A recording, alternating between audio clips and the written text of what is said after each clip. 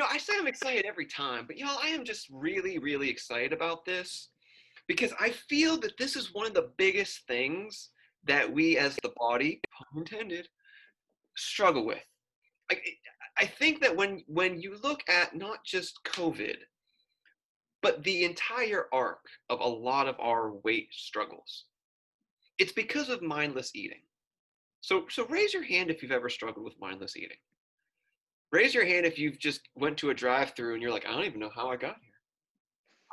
I was gonna get a salad and now I got pasta. Like, what in the world? Just like, and I mean, even into the point where people will try to infiltrate pumpkin spice into their water. Like, it's insane the things that we do when we're not deliberately thinking about it. So what I want to unpack today is how to overcome mindless eating in a way that is as practically scientifically based as it is scripturally relevant. And so to do that, we are going to unpack the wisdom found in Proverbs 29:18. Proverbs 29:18. See, I didn't have enough coffee, and that's my fault. Maybe if there was enough pumpkin spice, I'd have had some. Who knows?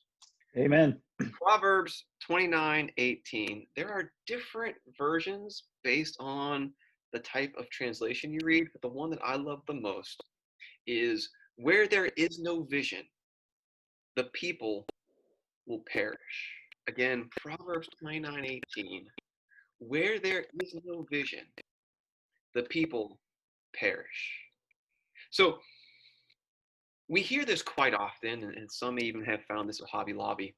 But I want us to take a moment and look at this in our lives as it pertains to mindless eating. Because to me, this is the reason. Mindless. There literally is no vision. And so, what does that mean? Like, let's take it away from the ethereal and bring it into real life. Where there is no vision, the root of mindless eating, the people will perish. Typically, it's a 3-point sermon, and then I say, what are you going to do about it? But this is a great opportunity to say, how in your life has not having a vision or a plan or some direction caused you turmoil? And while, yes, we're all here, look at us. So we've not died yet. We're slowly, some of us, getting to a place of ill health. Some of us have caught that and they've made the ramifications and they've corrected it, and they're on the maintenance side of this journey. But some of us, this is our wake up call. This is us saying, if I don't do anything about this now, not only will life or death happen, but my knees might perish, my back might perish, my joints might perish, my A1C may skyrocket, I may get diabetes. Because a lot of us struggle with structure. A lot of us struggle with having some type of accountability. A lot of us struggle to have vision about what do we actually do when it comes to weight loss and all the process. And honestly, I don't blame anyone, because I was the same way. Because there's so much that we could do, and that's what's frustrating about diet culture is do all this, do all this, do all this. And like, there's so much to do. I don't know who to believe. So my goal today is to unpack this and to say, just do these three things. And not only will you get yourself off of the track of what perishing means, whether it's actual life or death, or just your back or your knees, but to a point where we're pursuing God in a way that gets a well done, good and faithful servant. So mindless eating is the act of just having no vision. It's recklessness. It's, I guess I'll figure it out, but then you never do. And I feel like we've all struggled enough that we know where that leads. So what is the good news beyond just eternity? Woohoo, fire insurance. But what is the good news that the gospel presents here? Well, if this is true, where there's no vision, the people perish, then the transverse is true. Where there is vision, the people will flourish. Oh. So then, what does it look like to actually cast vision in our life, to actually take control of that? The first step to stop mindless eating and to actually have vision in your life is to plan when you're going to eat. Now, I know what you're saying, Jeremy, that sounds crazy. Quick counter question to that. When I talk to individuals, either in a group setting, one on one coaching, what have you, one of the things that they tend to push back on is their love of eating. So it's fascinating that people who love to eat wouldn't give me any contention about planning when they're going to eat. I'm literally saying, oh, hey, that thing you love to do, you should do it. And you should plan when you're doing it. That seems like fun to me. But a lot of people, they don't have that foresight. They wing it. And I don't know if you were bad in school like me, who would try to wing speeches or wing tests and wing myself to academic probation. I was not that guy. I was terrible at school. My wife will tell you. She will love to tell you how bad I am writing papers. Another story, another time. But the first way to break mindless eating and to cast vision of your life is to plan your eating times. So when you wake up, okay, we're going to eat, have breakfast, break that fast. 3 to 4 hours later, boom, we're eating again. 3 to 4 hours later, boom, we're eating again. 3 to 4 hours later, boom, we're eating again. What does this vision do for you? Well, one, it takes care of the mindless side of things.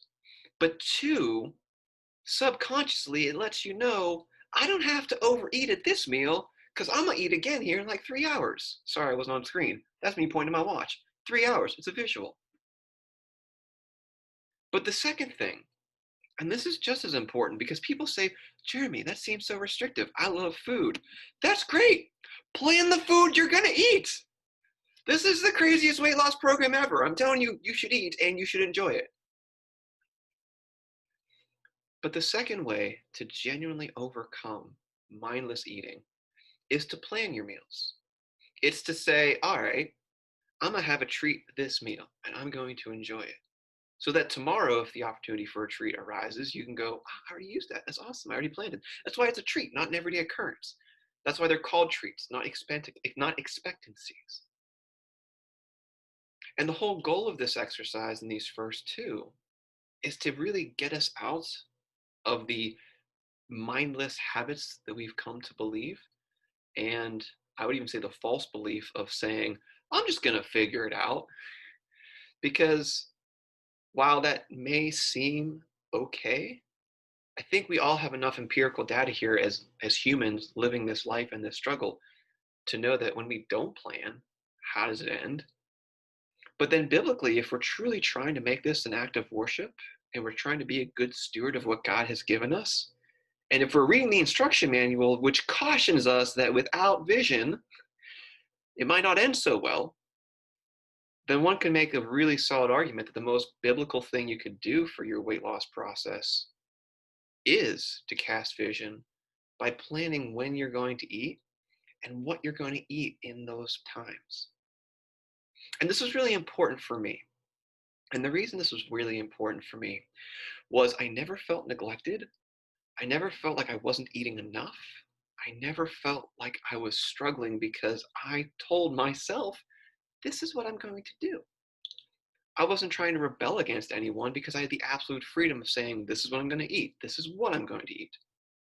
Which kind of brings me to the third point that really helped save me from this, which was the actual act of taking control. I know a lot of people who will not go to the doctor, and they won't go to the doctor because the doctor's going to tell them something they don't want to hear. That's not a good strategy for life. Letting your life run you is not a good strategy. Who's in control? That's God raising the other hand. So me and God. It's like Stellar Card. Me and Jesus. You got me and Jesus. So when it comes to the act of mindless eating, it takes a concerted effort to actually be mindful. And it starts by planning your eating times, by planning your meals, And by taking control of your life, not being bullied by the clock, not being bullied by the schedule, not just throwing your hands up saying like, where did the time go? I don't know. Like, imagine that excuse if you were watching a child or a puppy. Like if someone trusted you with a child or a puppy and they come back to get the child or the puppy and it's like, where's the child or the puppy? And you're like, I don't know. Where did it go?